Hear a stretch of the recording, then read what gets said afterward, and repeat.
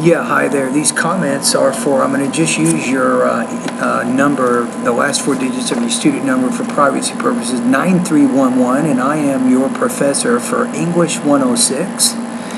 You completed our first writing assignment for spring quarter 2015. I just read, scored, and I do have some comments about the paper. So first of all, you have a very coherent compare and contrast organization, really for three reasons. Number one, you have a very specific thesis, I think, in the first paragraph that really frames what happens in the body of your essay. Then in the topic sentences of your body paragraph, you restate the points that you've already made in the beginning. So there's a really easy connection between what happened in the introduction versus what you actually do in those body paragraphs. The last effective thing that you've done is you have really appropriate, relevant supporting details to help illustrate how your process is different from the process of Richard Marius. So you scored high in all areas. I did some minor editing issues. I made a few changes with your paper in terms of either punctuation. You had some minor problems with sentence shift.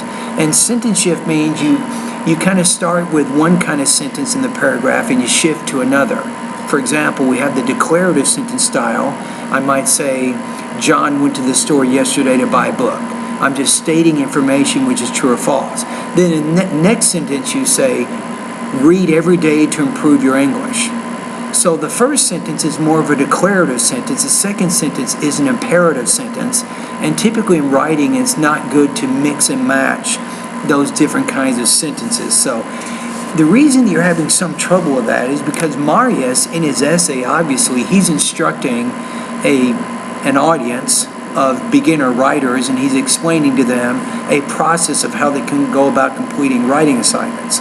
So he's using more the imperative or the command sentence. But once you begin explaining his ideas, you have to shift over more to the explaining mode, not the instructional mode, which means the declarative sentence style is going to work much better than the imperative sentence style. So you had a few problems with sentence shifts in there. You had a few problems with verb tenses. Sometimes you might start out in your first sentence with a present tense verb, and then all of a sudden you're shifting into the past. So you had some inconsistency there. But to me, that wasn't a huge problem. Overall, you got 37 points out of 40. That puts you at 93% on this assignment. So I think it was a very good effort, very good writing on your part.